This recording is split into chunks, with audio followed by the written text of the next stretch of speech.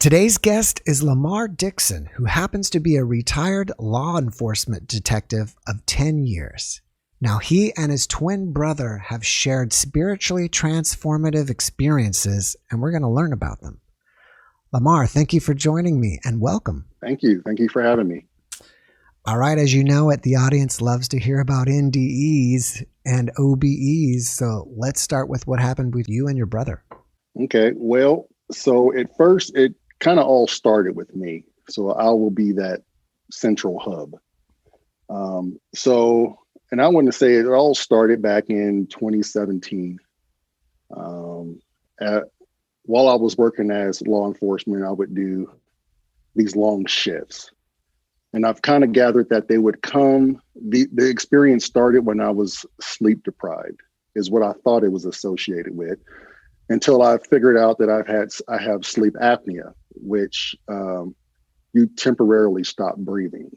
Some people that I've spoken with medically, they say it's like micro deaths at some point, and you can, have these instances where you don't breathe for up to 30, sometimes 60 seconds at a time. So I woke up one afternoon, and I want to say it was right after shift. I woke up, the wife was in the kitchen, she was making breakfast, and I got up not feeling refreshed at all. I was still tired. Can't tell you why, I can't explain it. My body just did not feel like it was well rested. So I ate a little bit, and then I told my wife, hey, I'm going to go back to bed. I'm tired. So I do that. I go back to bed, watched my phone, watched a little bit of YouTube, and I dozed off. But when I dozed off, it wasn't like you normally doze off. It instantly, when I dozed off, something just happened to jolt me, or wake me up. But I wasn't awake in the sense like you're up, you're awake. Now I got to go back to sleep.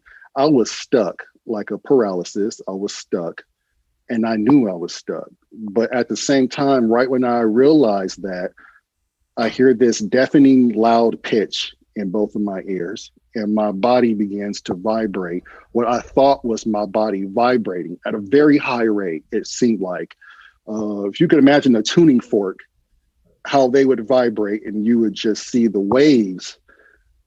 My body wasn't moving. So at this point, I had no idea what was vibrating, and I'm taking all this in. And at the same time, as this is going on, it's deafening, it's louder. And then it gets down to this fine tone, this fine sustained tone. I don't know. There's no chord for it. I've never heard it before. And then I hear what I believe like people talking in these voices.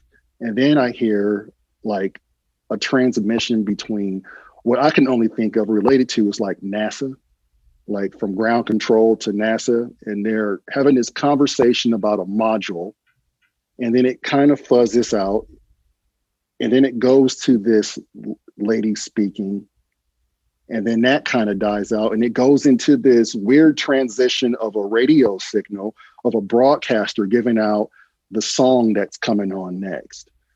And during this whole time, I'm not asleep. I'm fully in between, like, the reality and inside of this other realm, so to speak. It's almost as if I am the frequency. Outside of my body, but still there. So I remember drifting off to sleep and having like this vivid dream. So I wake up from the dream, and I thought to myself, I don't know if that was real or if I was dreaming. So I told my wife, and we discussed it. And we kind of just like left it alone, but it had my attention throughout the whole day. That's how I knew it was something, because it was real. It felt real to me just as much as this physical world feels real to me. So I disregarded it and said, hey, it could have been a dream.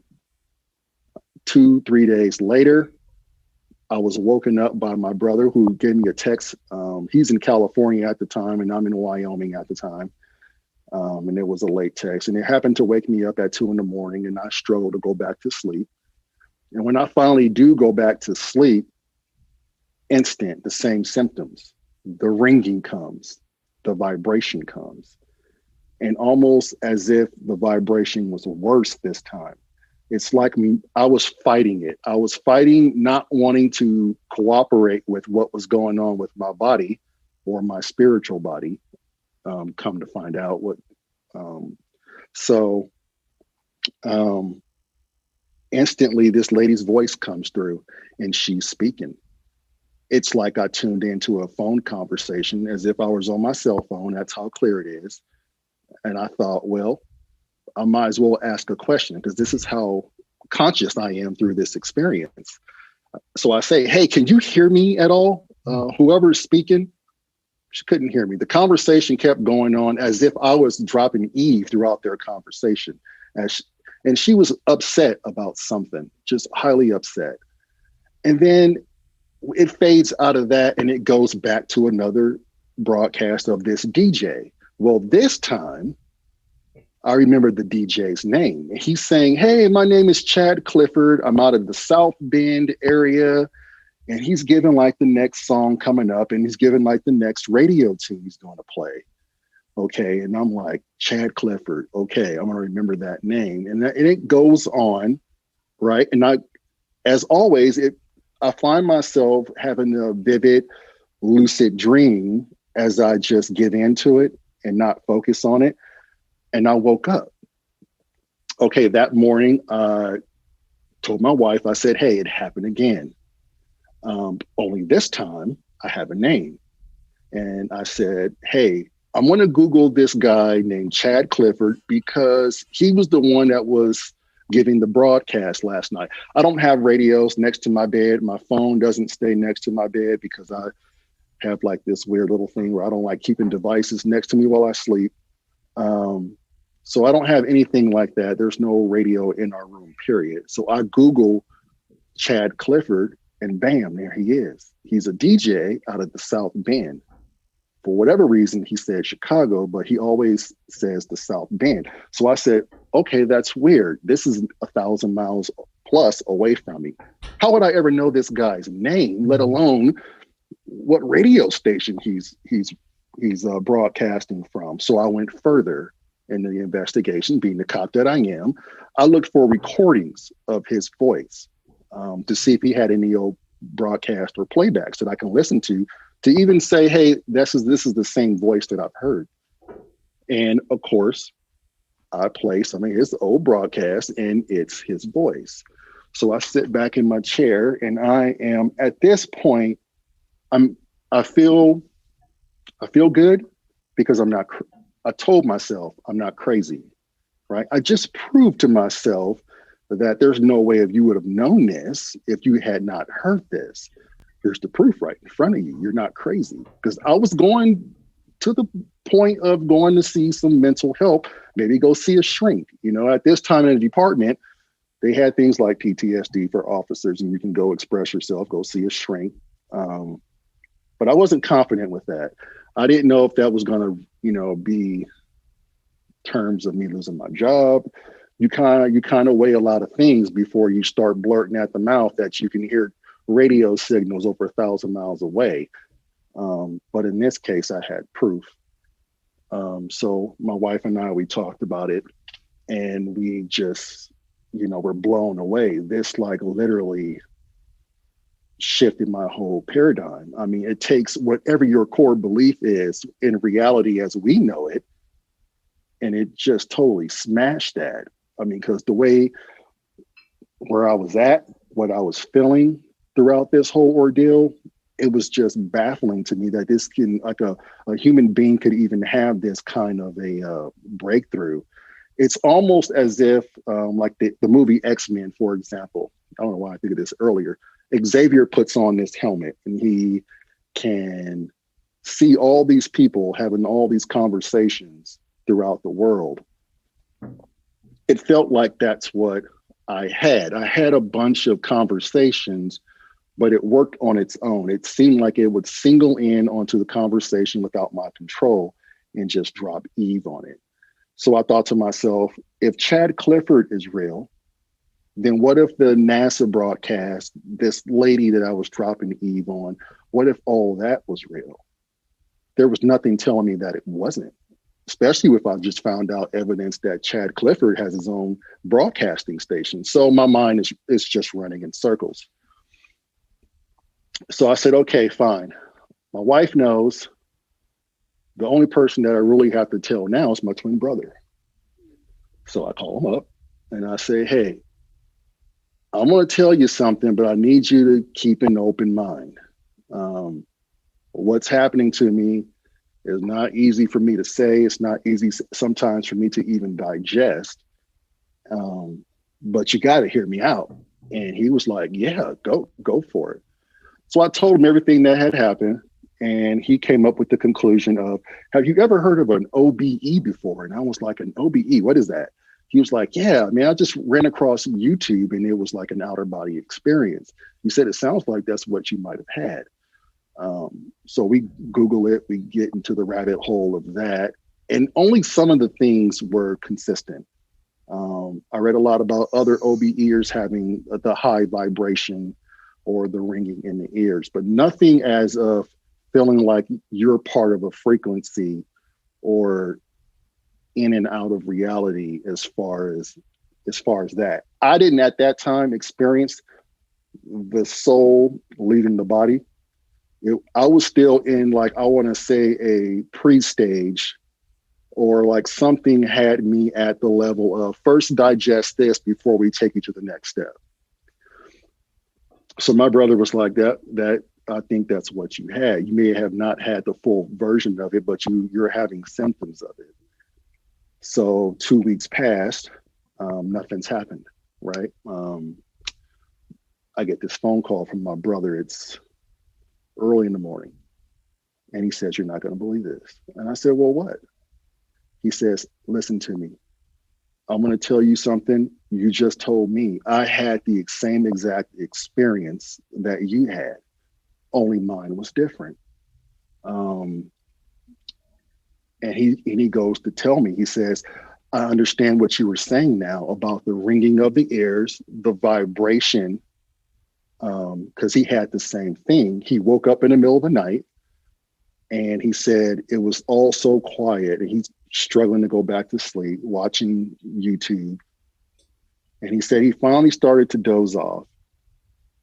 And right when he did, he said he heard this ringing, sort of like mine, but it was more so in waves.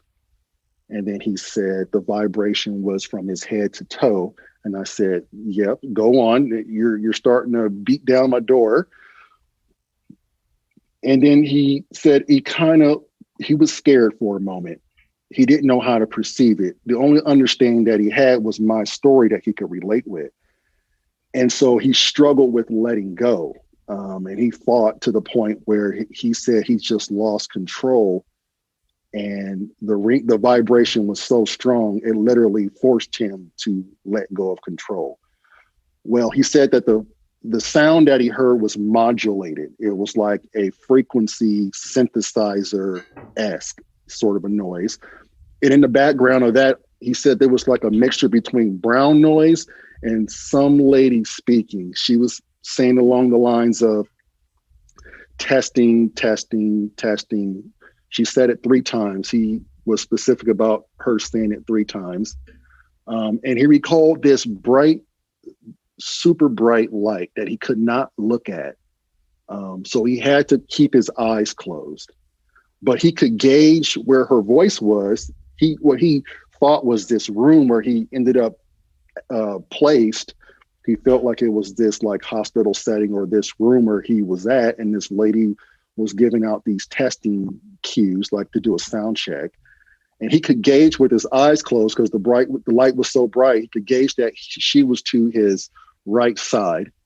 And then he said he began to panic a little bit, fully aware, and that she picked up on it, and that she said, calm down.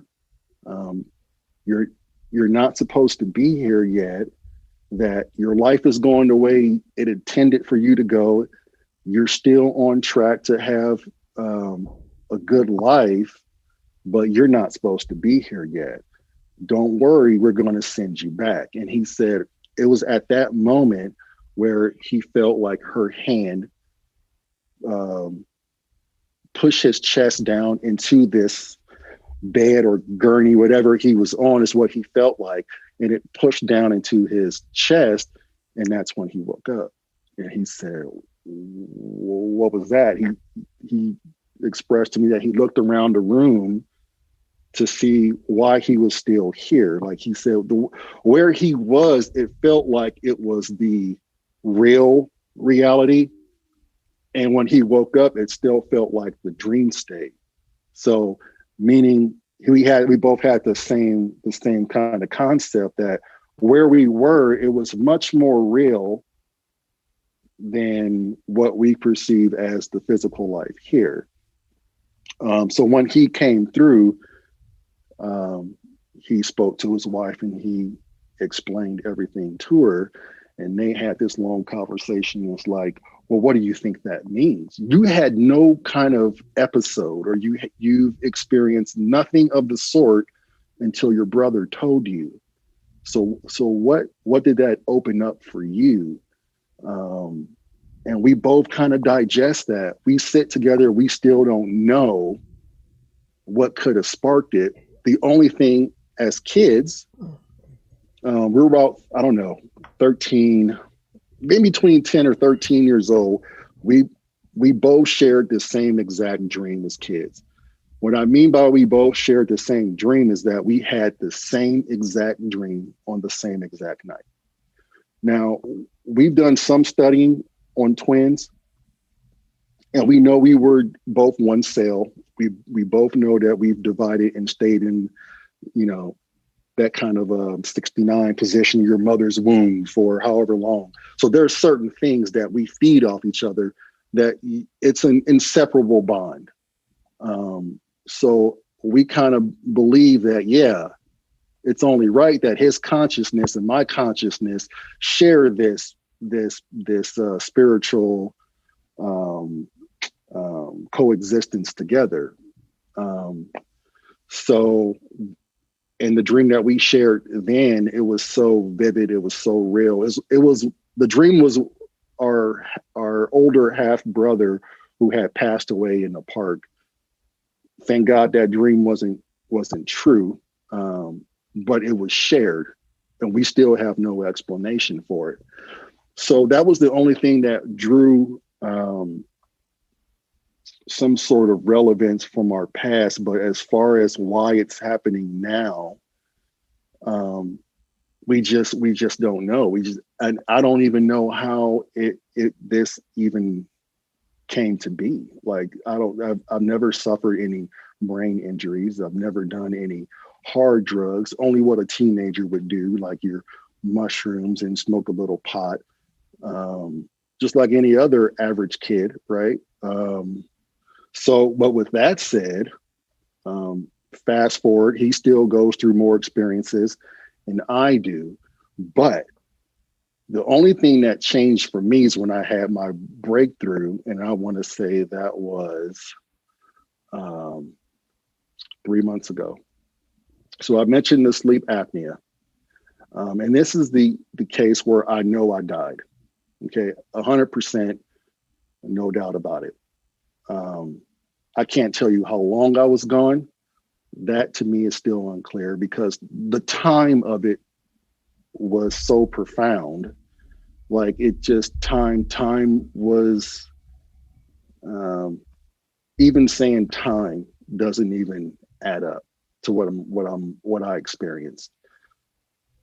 So I go to bed and I remember falling asleep. But when I'm asleep during my dream, the dream just stops and I pop out of my body. And I go, oh crap, instantly. I go, oh crap, I'm dead. Right when I had that realization, it's okay. It's almost as if, how do you explain it? Your eyes are closed when you're dreaming, but I want to say they're like your spiritual eyes that are open. Um, I'm outside of my body and I instantly know it. And I instantly know that I'm dead. And I instantly have this memory of familiarity, like I've been here before. And not only have I been there before, but it seemed like that I just left to go into like this earth realm, this earth physical experience. So I remember instantly where I came from, if that makes sense. And I look down. I look down and I see just a multitude of stars. I have a body. I have a spiritual body because I remember having a body. Not so much as my hands are here, my feet are there, and it was almost as if I could see myself not 360, but more so third person. So if you're playing a video game and you're playing like a third person video game, which is you can see the character, that's how I could kind of perceive things around me. That's how I can perceive my aura of how big I really was. I could see the stars though vividly, galaxies, stars, and I am in awe. I didn't have any ties to so there were no worries about my wife, my kids, my brother, any family members or friends back on Earth. Okay.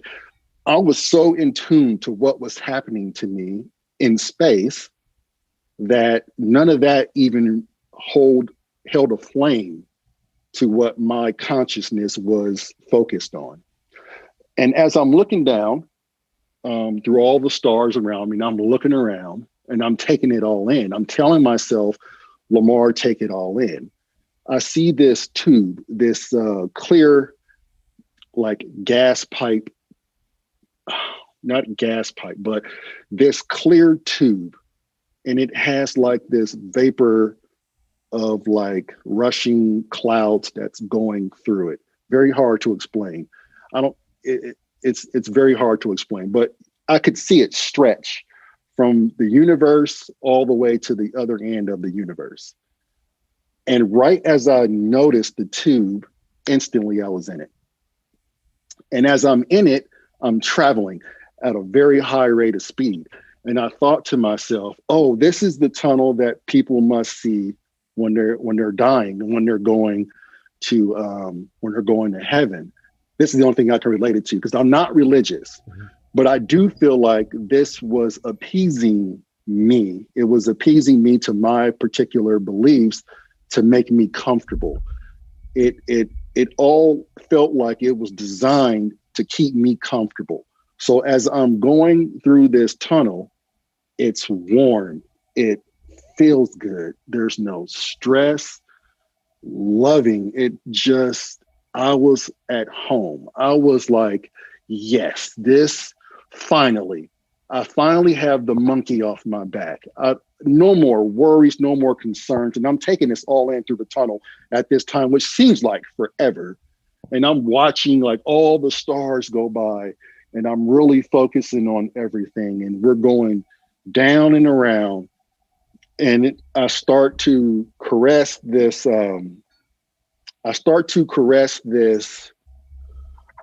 Oh, you know how you would go down a roller coaster and you would come up and you would like caress you come right to the precipice of the downhill or whatever. But in space, you can't tell. It's like this weird horizon that you're cressing over. And as I'm cressing over in the tunnel, I'm going down and I see this big globular, I want to call it a planet, I want to call it a star, but it was like a golden turquoise-esque, pinkish colors that I never knew existed. Colors that I could sit and watch forever and just be fascinated by that alone forever. That's how new and fresh it was. And I'm going to it. And I know I'm getting closer because my body is really starting to turn into like I say my body, but my spiritual essence is starting to feel like it was breaking up into particles. Like I was going in to be absorbed by this planet, this light. And just as I was getting ready to give myself to it, is what it felt like. That's when I felt this big godly hand stop me in mid stride. If you can imagine going faster than the speed of light and then having a hand come out and stop you, it didn't have to say anything. It didn't have to say it's not your time. It didn't have to say who I was, where I came from. That hand, when it stopped me, it instantly put all that in me. Not even a word. It more so of a feeling. How we communicate here is all based on words and what you're telling me, and I'm listening to you, auditory. This is based on if you can imagine someone communicating with you by just a simple touch and downloading so much information into you without saying a word, that's what that felt like. It didn't have to say anything. I knew instantly, it's not my time. I can't go there yet. I felt if I crossed that, if I went into that globular mass, that star or that gateway or whatever, there was no return. There was no coming back. I knew that. And it instantly shoved me back. I go back to the tube, which seemed like faster than what it took, however long it took to get there, double that going back, if that's possible, right? And then bam, I'm back in my body. I shoot straight up, taking the deepest, most vigorating life force of a breath that one could ever take in their life. I took it. I took such a deep breath that I thought I was going to have to breathe again just to keep up with the breath that I took.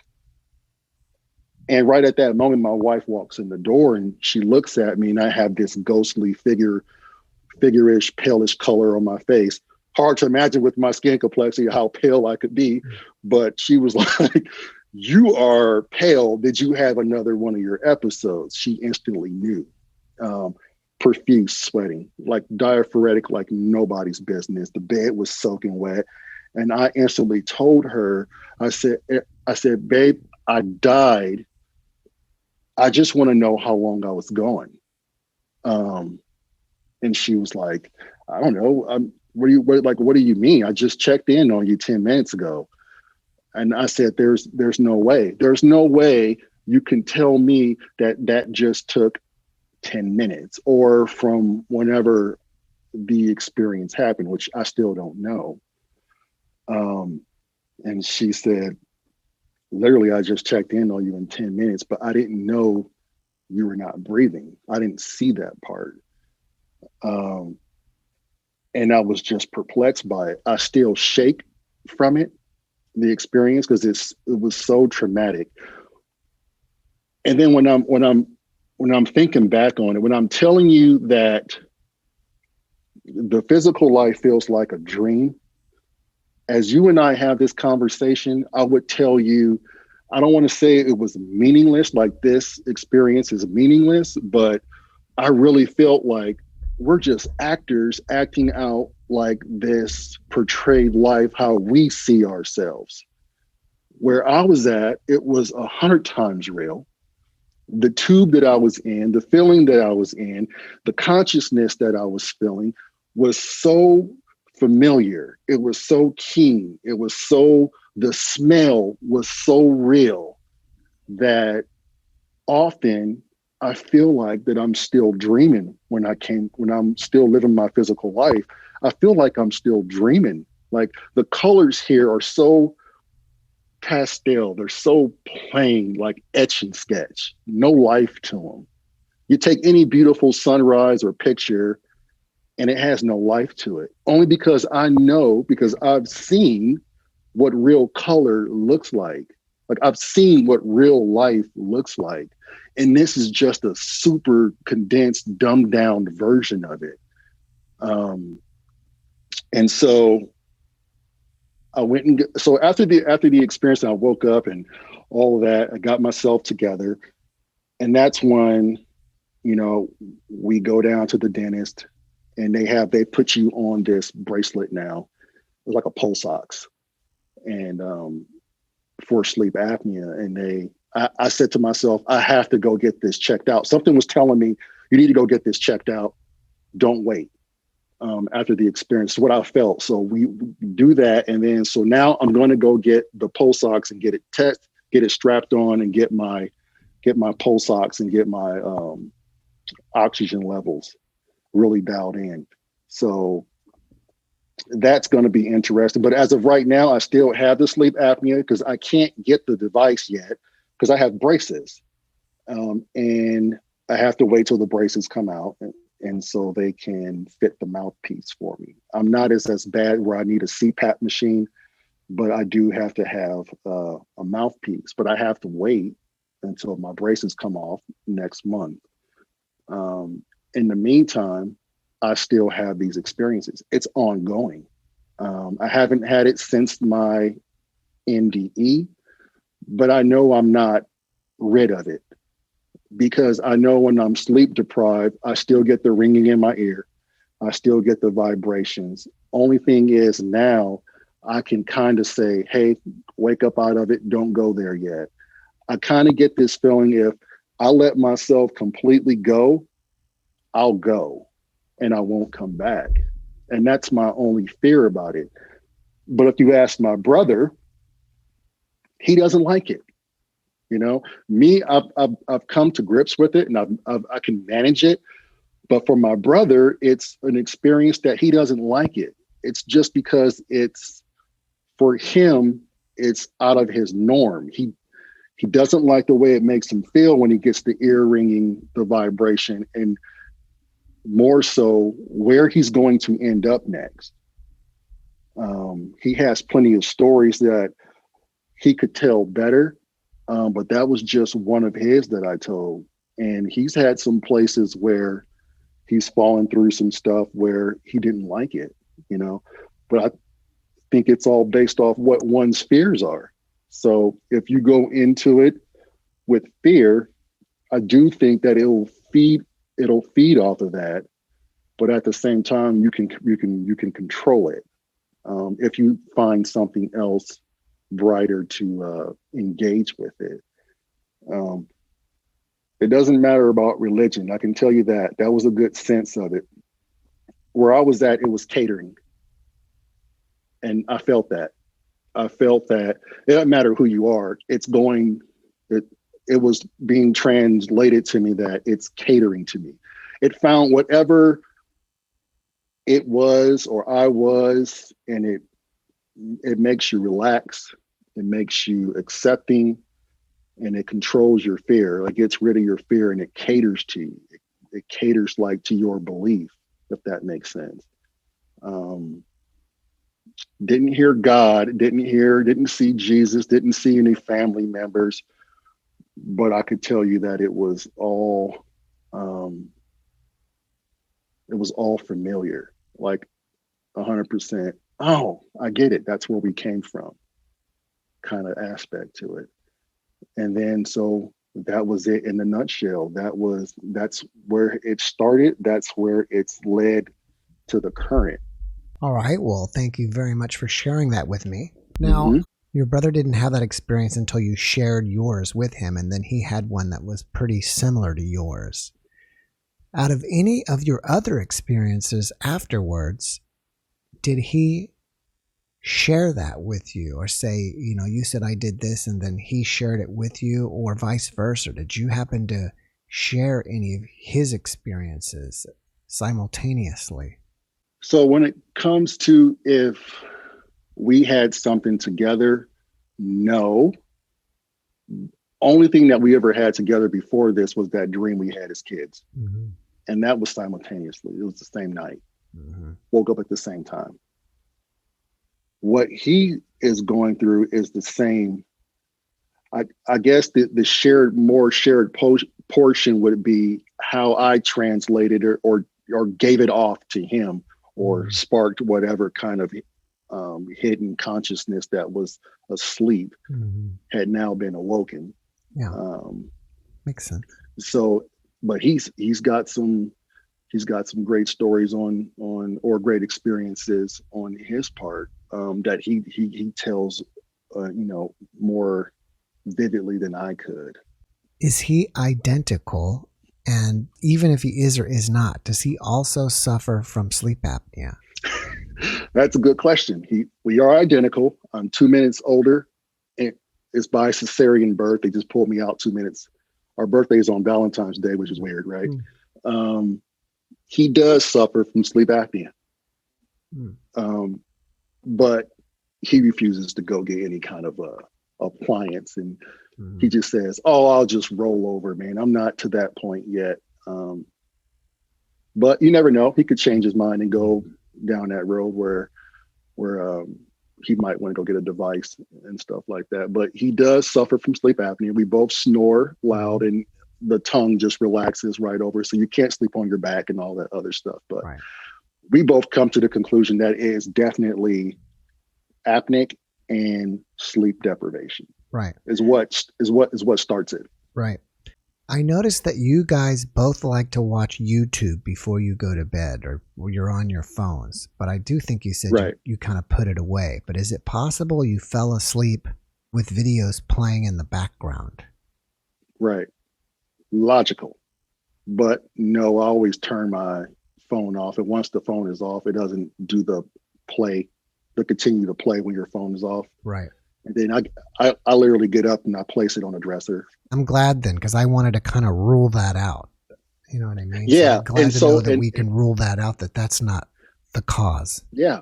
Yeah. And I thought about that too.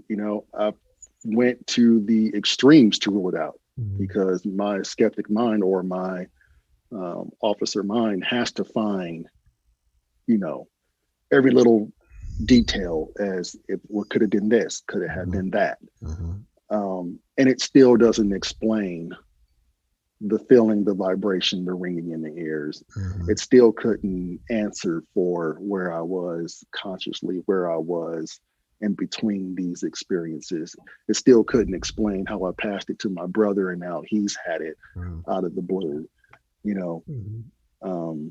It's kind of hard to explain. I find it amazing that you picked up the DJ, but then you picked up this woman doing something else too.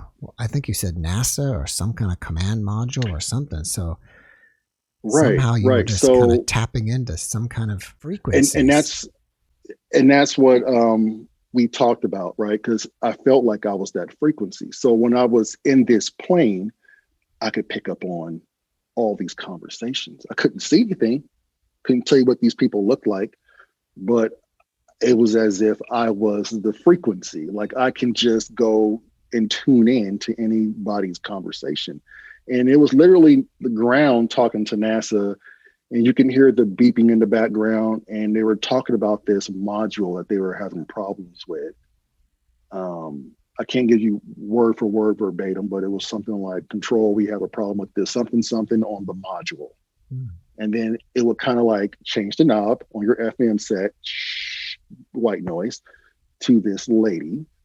In the midst of a conversation, she seemed very distraught, and she would go on, and I would just be like, why am I listening to this lady's random conversation? And at that second time of the experience, I was like, well, I might as well ask a question. Who knows if she can't hear me or not?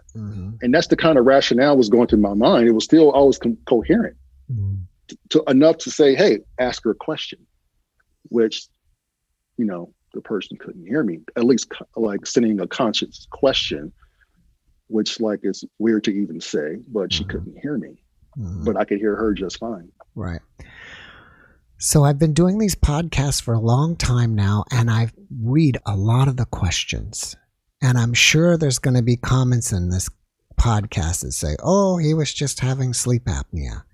So I'm feel pretty certain that you probably looked it up, and I don't know the answer to this question, but do you know what the symptoms of sleep apnea are? Yeah. So with sleep apnea, there are moments at time at night where you stop breathing. my tongue blocks my airway so I don't get adequate air. Mm-hmm. I have to remember or get woken up to shift my body to my side where I can get oxygen. But from time to time, I fall asleep on my back, and that's what happens. And you could not breathe for up to 30 seconds, up to 60 seconds. You know, I don't have the real times of someone's max time for sleep apnea, but those are the periods of times where you literally stop breathing. Mm-hmm. And I had one physician tell me that you can kind of think of them as like little micro deaths until someone wakes you up. Your body is deprived of oxygen. So Mm-hmm. take that as what you will, which is why some people have it worse than others, where they wake up sweating profusely, and they have to get a machine that forces air into their lungs, or you can get away with it with a certain mouthpiece that they designed to put in your mouth and you sleep with that.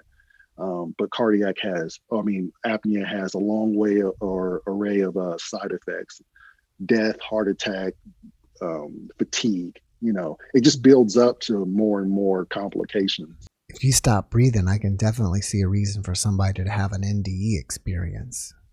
Correct. You know, what's interesting is in the beginning, when you first were talking about the lady and the guy and then your brother, my mind kind of drifted as like, okay, have these guys ever been like abducted by aliens before?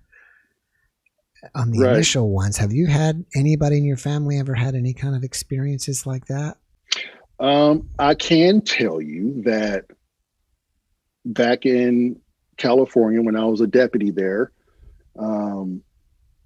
I got this call out to another case where I got called out to Edwards Air Force Base, just along the outskirts of this residence. And I was called out to their home because they reported there was some sort of craft hanging out above their house. So I took that report, and the descriptions that they gave me at that time throughout my career was, for me, because I wasn't like consciously awoke at that or awakened at that time, I just dismissed it off as, you know, it could have been a plane, a rocket, whatever Edwards Air Force Base was testing at the time. That was the only thing that I've came into contact with as far as UFOs.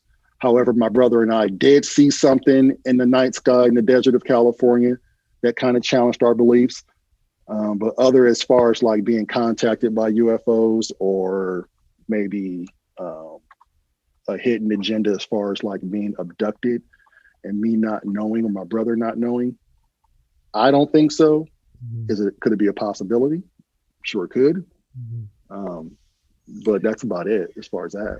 Yeah, it was just interesting that how you telling your brother about it just sparked it in him, and then he started having the situation happen. So that's the big paradigm shift right there, right? Mm-hmm. That's the one that challenges all your beliefs, right? Coming from I would consider myself just a normal person. You go to work, you experience your life. This is your life. It's reality. You pay bills. You raise your kids. Mm-hmm. It's only until the Mack truck comes and smacks you dead in the face and stops everything. Now you have to really look at it. You know, there's no diverting your eyes away from this, right? Until it happens to you, or until you find, I don't know, an outlet to express it or anything of that nature, you're really not going to understand. Mm-hmm. And see, so that's the whole point of me telling my brother and I's story. It took a long time for me to even build up the muster to even tell this story. Number one, I wasn't even going to think about letting this out working as a police officer, right? Because that can ruin anyone's career, you know? So you can't go around telling your partner, hey man, you know, this happened to me. And I heard NASA and some dude's broadcast over 1,000 miles away in a different state. You know, how was your day? Mm-hmm. You know, you don't share that, and you don't definitely feel comfortable enough just bringing it up with like a friend sometimes, because it's hard. You know, you think that this life is all that there is. Not to say that I was that person. I was always some form of spiritual person, that I know that there's something waiting for us on the other side. but I never planned on getting hard evidence like, okay, well, look at this. And after you look at it, you can't, it consumes your whole reality. There's no shaking this ever for me. Mm. I'm going to have this until the moment I transition and go back to where I was. You know, it's going to stay with me.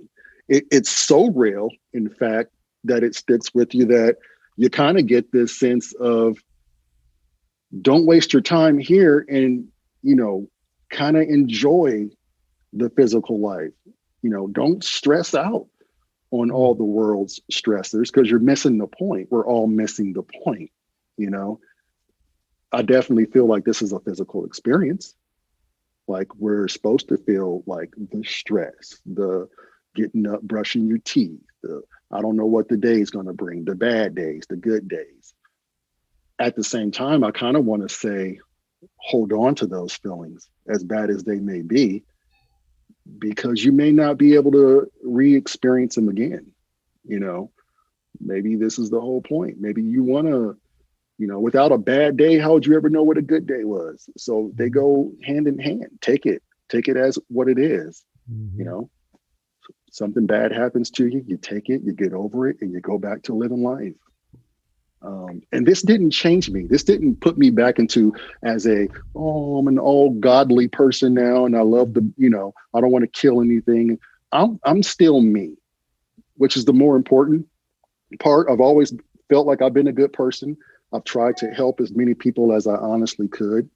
You know, I love everyone, which is, I think, is in human nature itself. And I just stayed true to who I am. And I'm still not that spiritual person. I'm not that religious person. I'm still the spiritual person that I've always believed in, you know.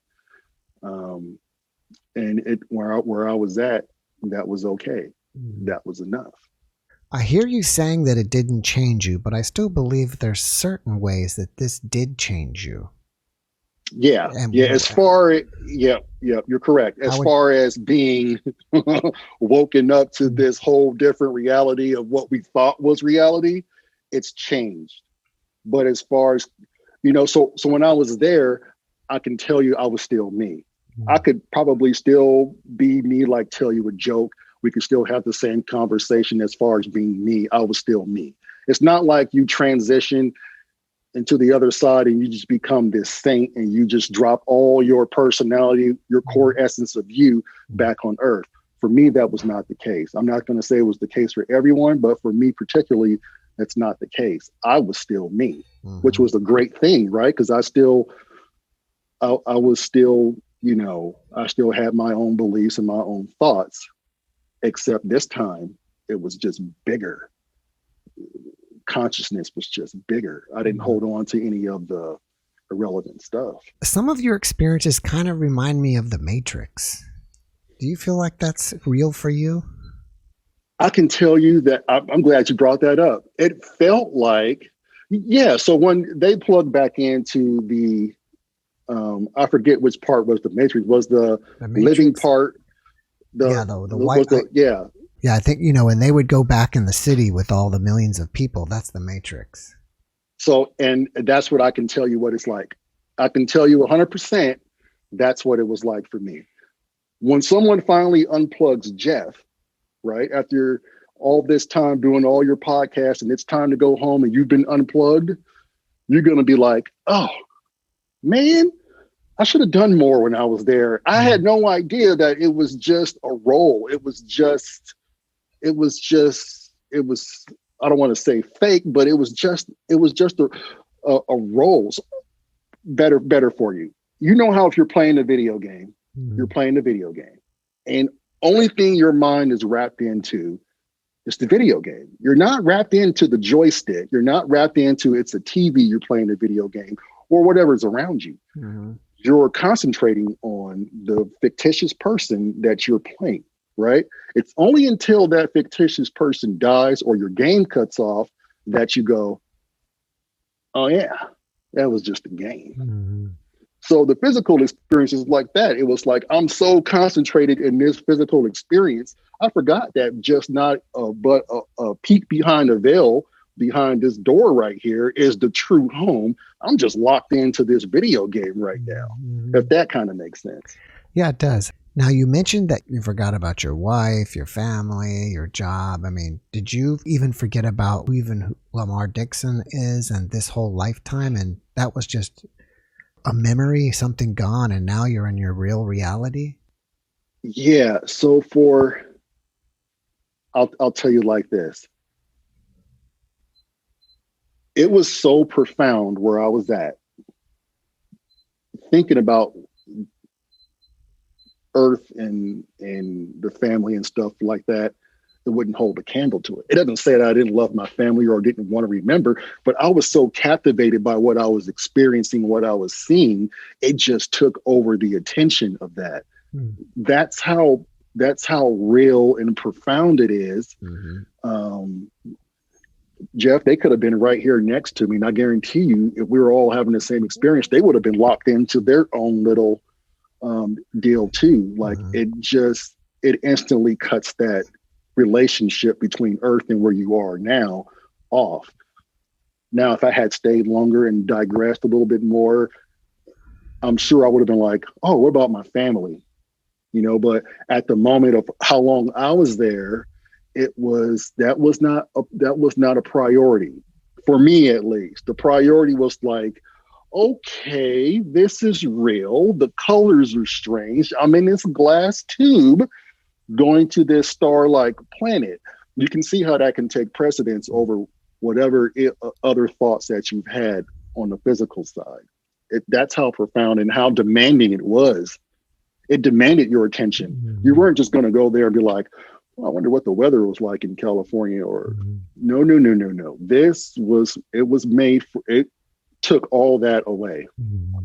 So yeah, I love my family. I can't tell you why I did not think about them, but it was just that captivating for me.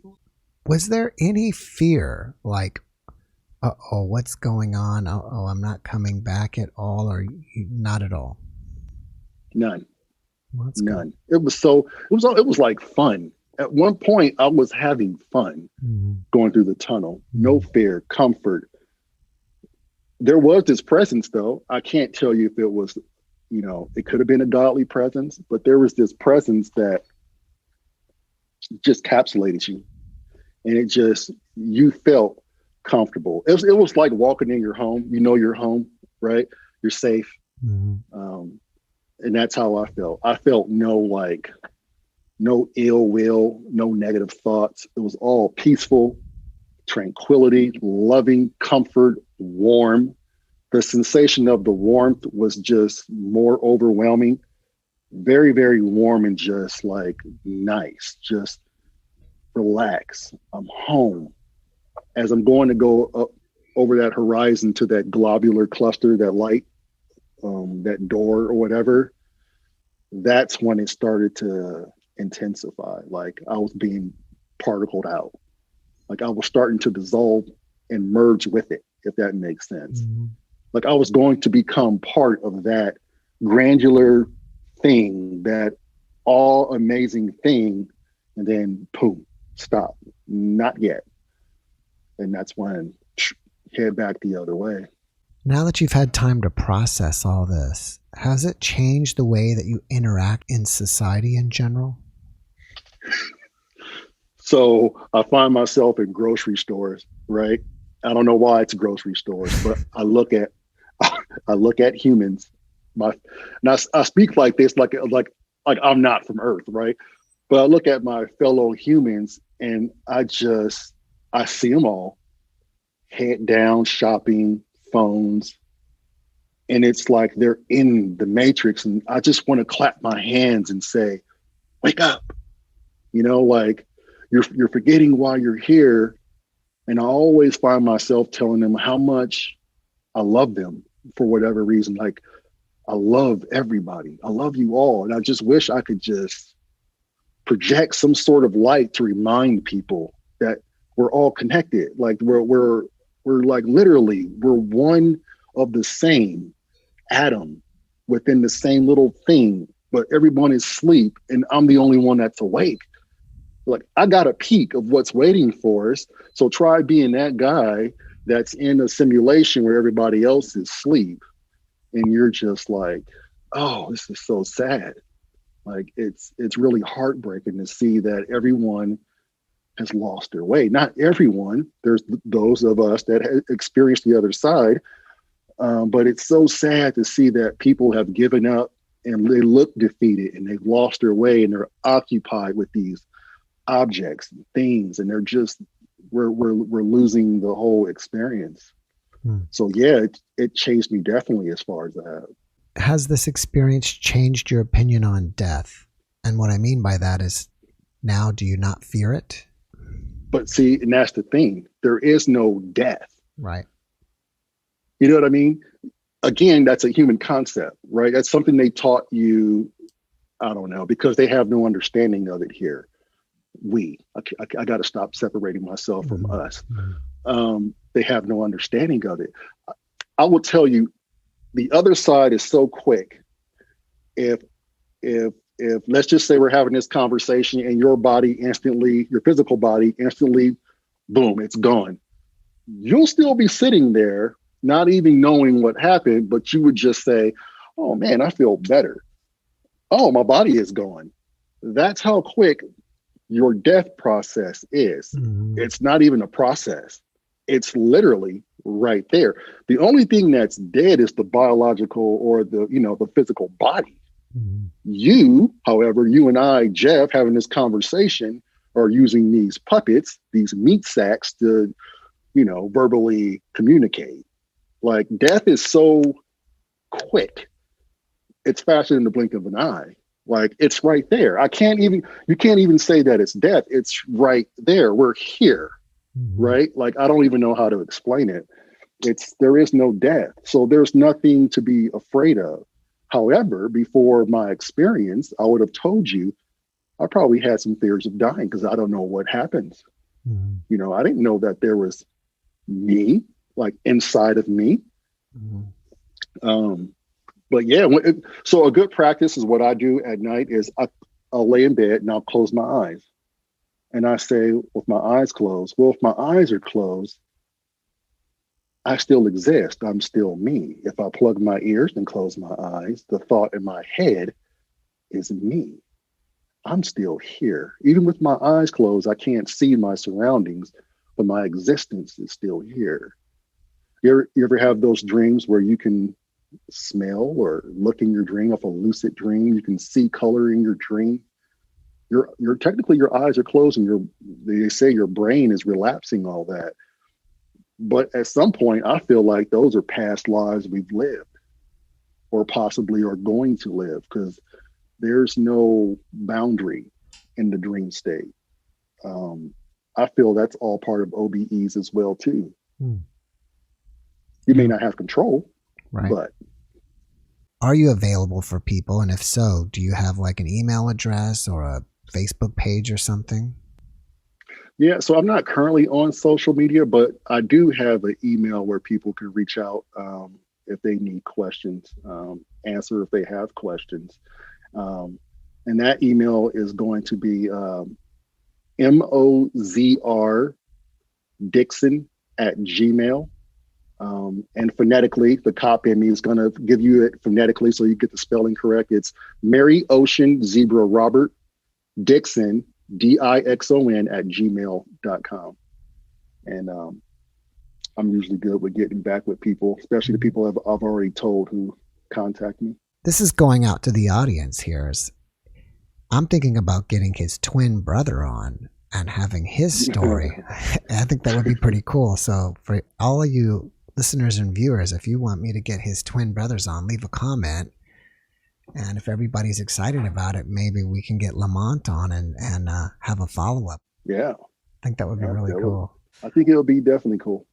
All right. Well, before we finish it up here, do you have one last message to leave with everybody? I would say don't take life serious. Whenever you're having a bad day, whenever something negative happens to you, even the positive, Love that experience.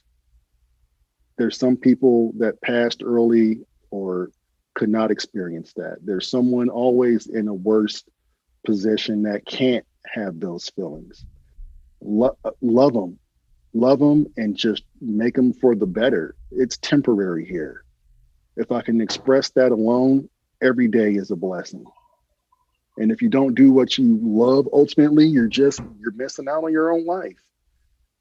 Don't get influenced by how people think that you're supposed to live your life. That is ultimately your own, that's your own world. You live your own life and just do it. Don't be scared, right?